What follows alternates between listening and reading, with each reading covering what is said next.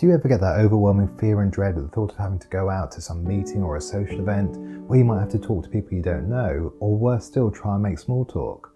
Now, on the one hand, you might have a tiny spark of excitement about the possibility of enjoying yourself or raising your visibility at work, but then your anxious brain kicks in, and that fear and dread takes over, and that completely overshadows any spark of that actually happening. And so you just end up playing a highlight reel in your mind of all the potential embarrassing scenarios which could crop up. You see, your brain is so powerful, it will encourage you to avoid these situations at all costs when you're living with social anxiety.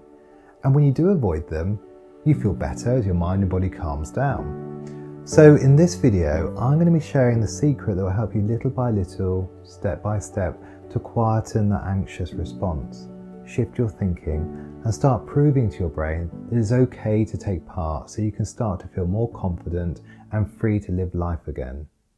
Hello, it's Andrew Major, clinical hypnotherapist and psychotherapist. Now, before we get started on the steps you can take, there are a couple of things that you need to know that will really make a big difference in your recovery. So stay with me, don't skip this, because this makes a big difference. Because understanding why we continue to experience social anxiety now is the key to breaking free. And that means it doesn't really matter what originally caused your anxiety or fear of social situations, because the cause, those initial things often earlier in life, they caused your brain to be sensitized to similar situations afterwards, especially where associations with traumatic experiences, bullying, or doing something embarrassing happen too, because that cause, that event, might have been what set your social anxiety wheels in motion. And so you acquired a strong association between the cause events happening in the past and being anxious as a result.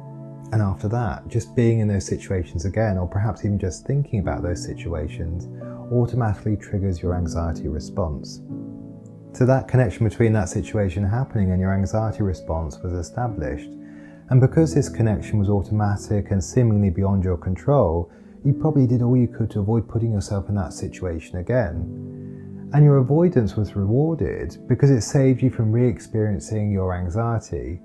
Therefore, from that point onwards, that's when you began to always avoid those situations, because it gave you short-term relief from those anxious feelings or those fearful feelings. So when you continue to experience social anxiety now, it's because you maintain that habit today. You feed your social anxiety and you keep it alive. Now, although that's completely unintentional, it's actually reinforcing your brain's mistaken belief that being in those situations are dangerous.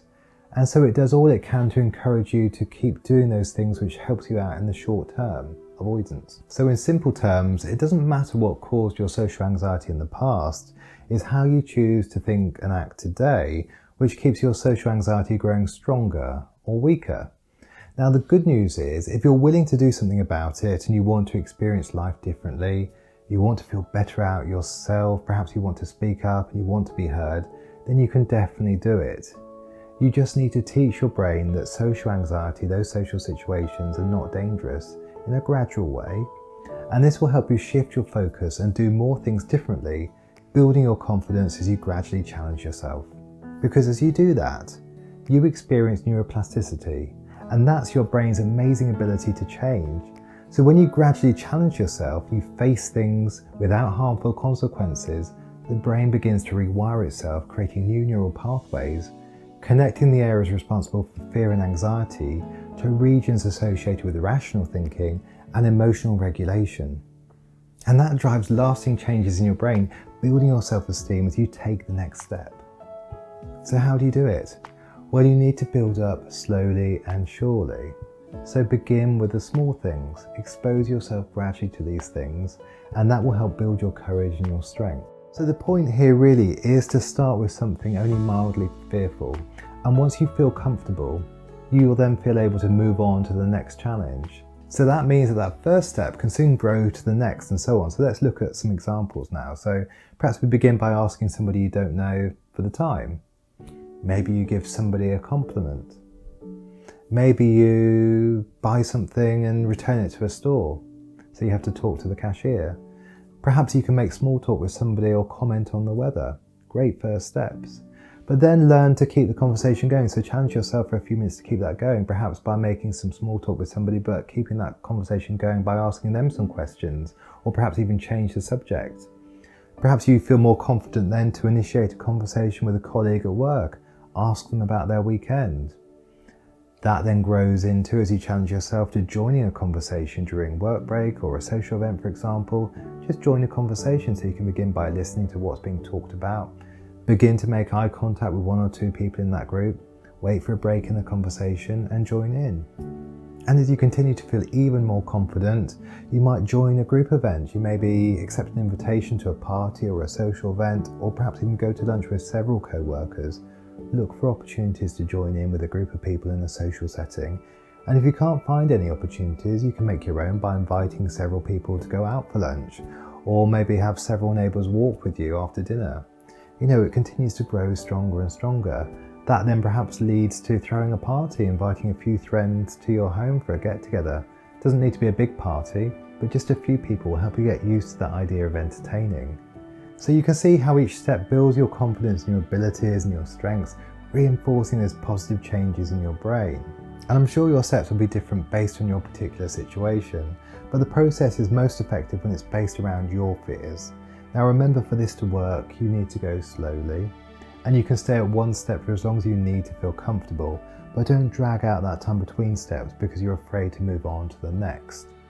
Now that's a fantastic way to help yourself, but if you feel like your social anxiety is significantly interfering with your quality of life, it's probably worth seeking out some professional support from a therapist or a CBT practitioner, and they can work with you around your specific fears and your comfort levels, and together you can create a personalised hierarchy of situations and challenges to ensure that they are gradual and achievable too.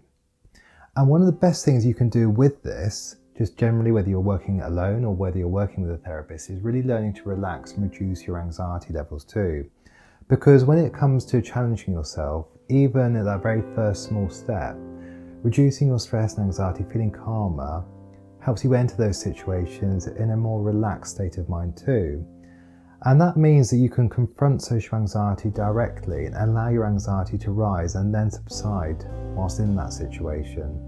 And that's important because the point here is, during these challenges, you want to unlearn that connection between a fearful situation and your anxiety response and create a new association of feeling more relaxed and safe.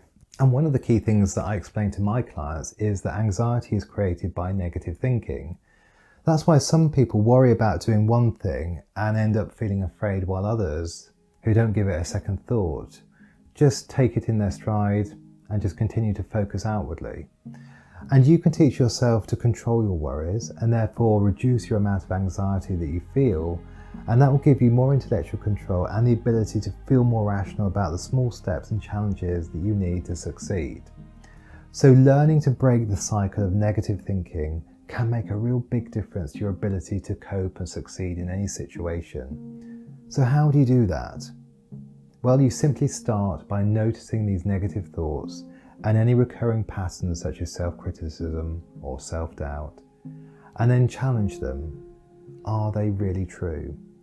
Start by exploring the evidence that supports or contradicts that thought.